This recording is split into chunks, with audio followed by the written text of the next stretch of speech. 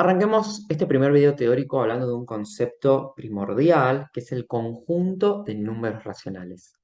Como cualquier conjunto numérico, el conjunto de números racionales se puede simbolizar a partir de esta especie de Q. Esta Q lo que está representando no es más ni menos que el conjunto de números racionales. Pero antes de adentrarnos en este nuevo conjunto numérico, recordemos dos conjuntos que se han visto en años anteriores. Uno de ellos, y el más famoso, es el conjunto de números naturales, que recordemos que se simbolizaba con esa especie de n, y los elementos que podemos encontrar son el 1, 2, 3, 4, etc. Recordemos que este conjunto servía para contar cantidades.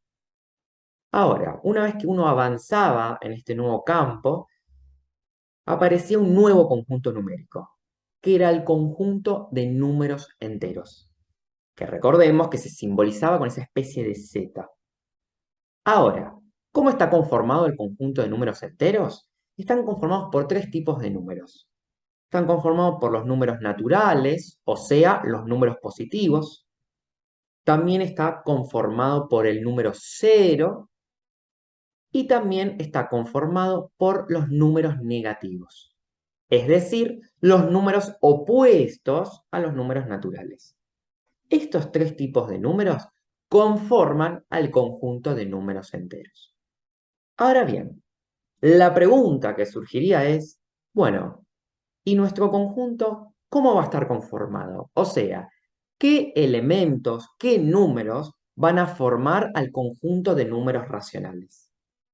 Para esto tenemos que entender lo siguiente.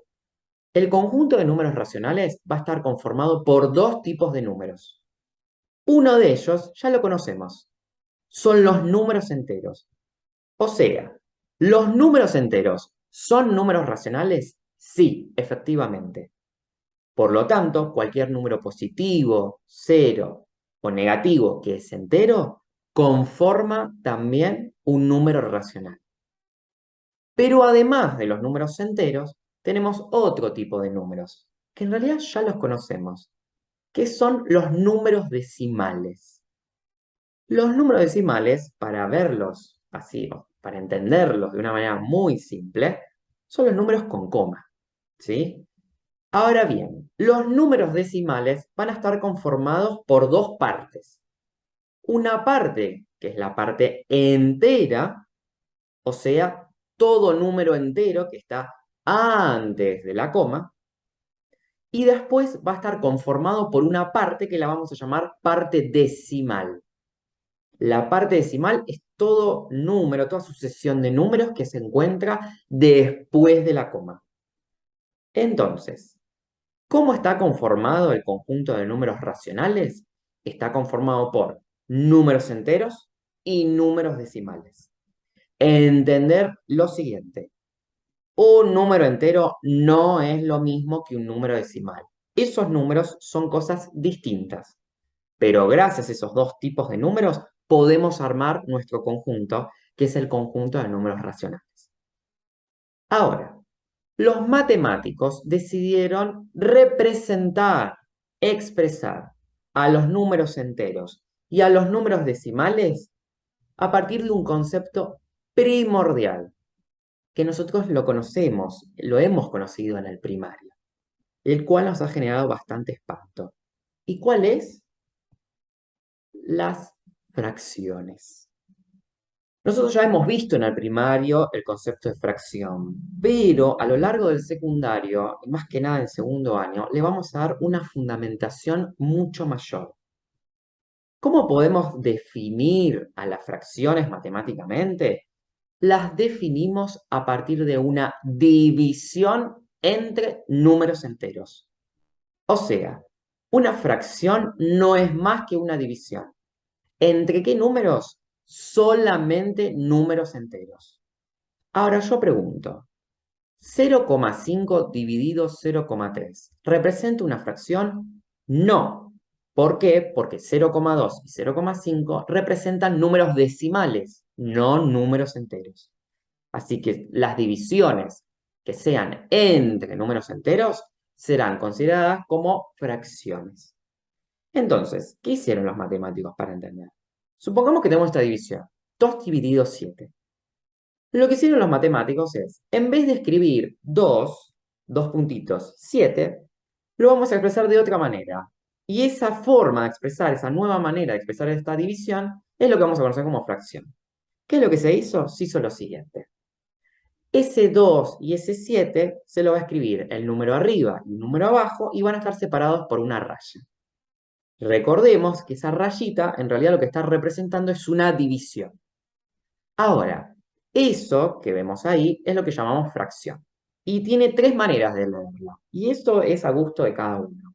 Esto se puede leer como 2 séptimos, se puede leer como 2 sobre 7, o también se puede leer como 2 dividido 7. ¿Sí? Ahora, entender esto que es algo sublime. Las fracciones son números también.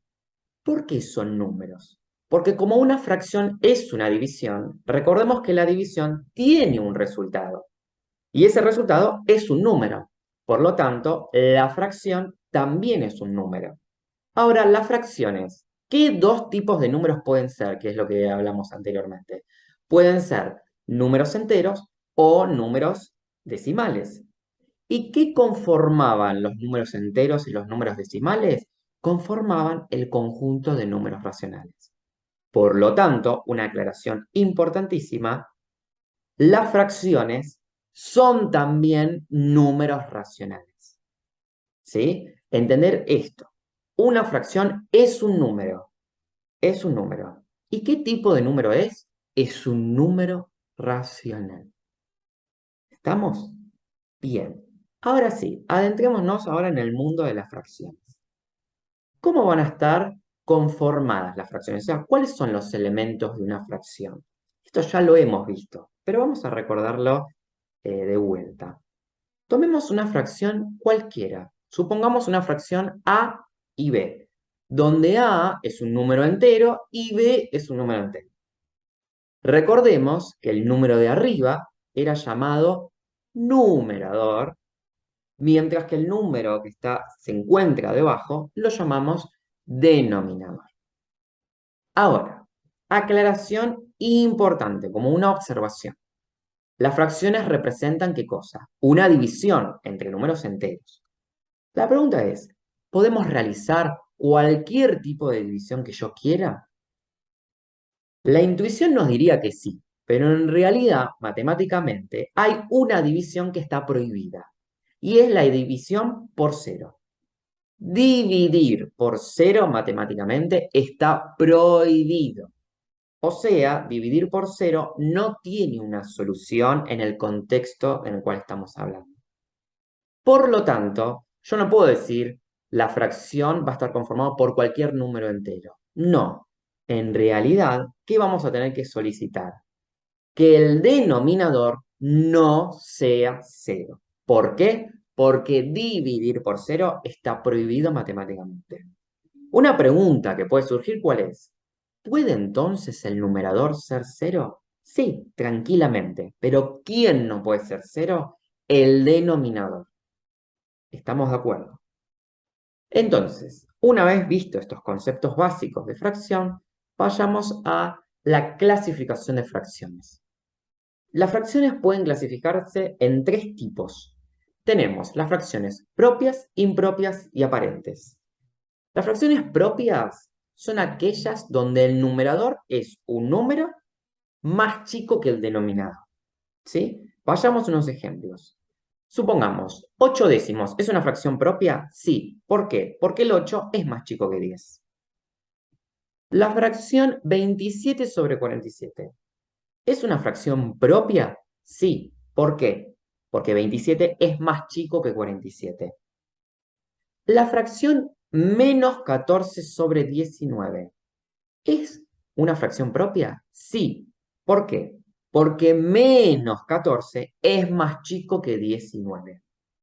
Y acá quiero hacer un comentario, un paréntesis.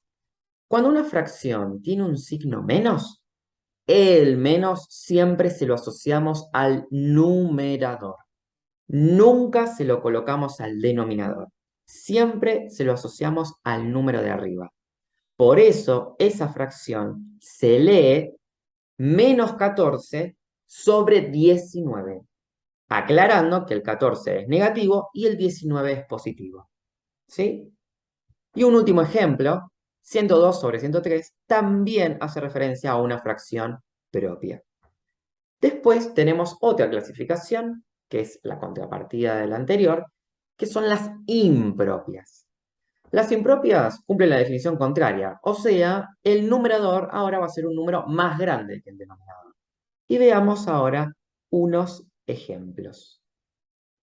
Por ejemplo, 45 sobre 17 es una fracción impropia, 78 sobre 65 también lo es, 99 sobre 24 también lo es, y 247 sobre 123 también lo es.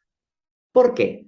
Porque todas esas fracciones cumplen que su numerador es más grande que el denominador. ¿Sí? Por eso podemos decir que estas fracciones son fracciones impropias.